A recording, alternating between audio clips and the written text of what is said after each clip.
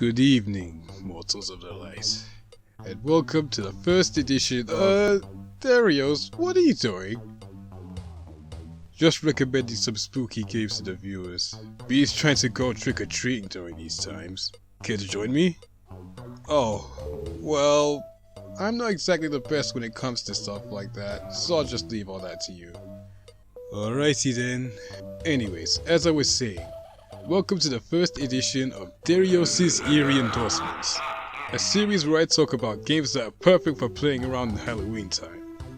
The game we're going to be looking at in this video is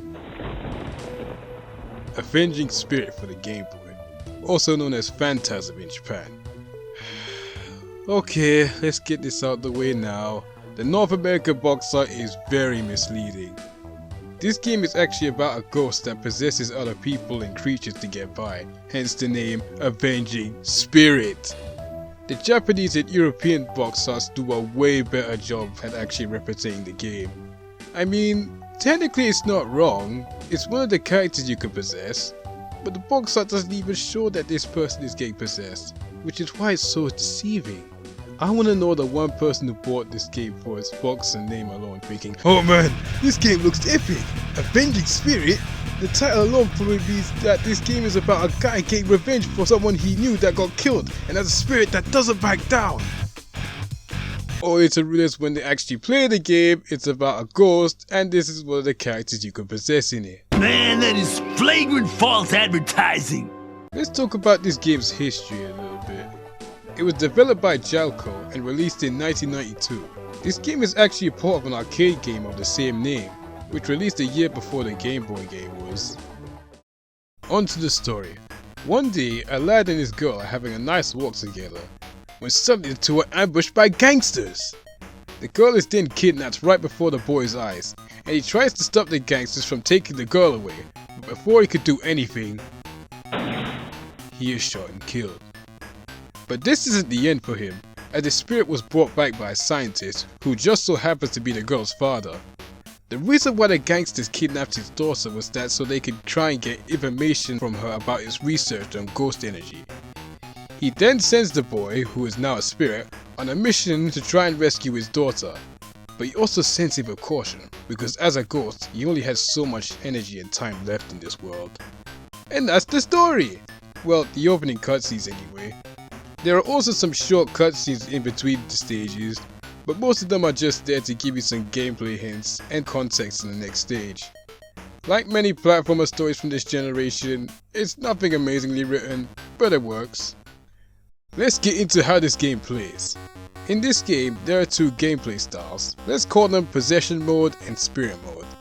In Possession Mode, you can move around, jump with the A button, and attack with the B button.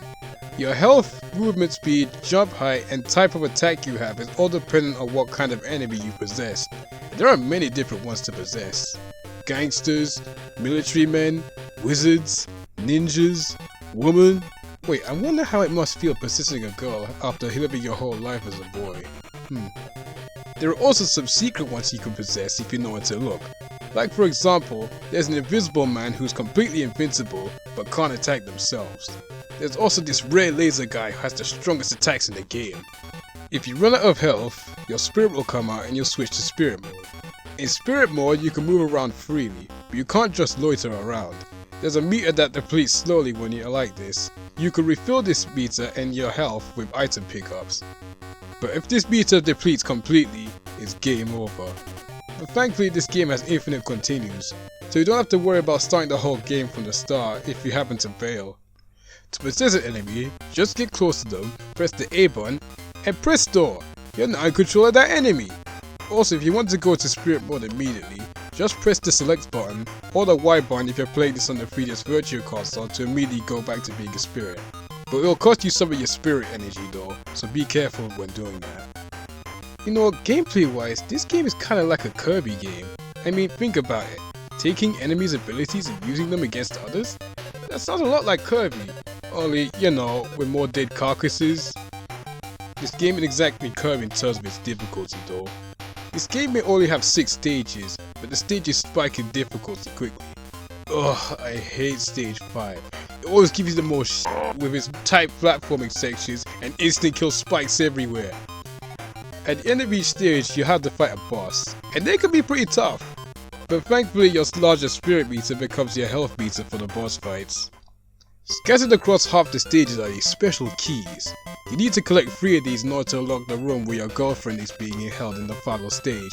If you don't, you'll get the bad ending, where you and your girlfriend both presumably die. So try to keep an eye out for those keys.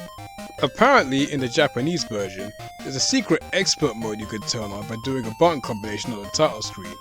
Not sure why it was removed from the international versions, but from what I've seen from it, it only changes enemy placement in the stages, so maybe we're not missing out on much. While this game may be on the short side and might not have much of a Halloween aesthetic, it's a pretty fun and unique romp. Check this game out if you're looking for a short platform with a ghostly twist. You can purchase the original game pack if you want to go without food for the rest of the week, but thankfully the game was released on the 3DS Virtual Console, and it's very cheap on there too. This version is actually how I got introduced to this game in the first place, so this version is definitely the way to go. I've heard the arcade version was released on iOS, so if you want to play that version, there you have it. That's the end of this review. I hope I at least made some of you interested in this game. So thank you for watching, stay safe, and happy Halloween!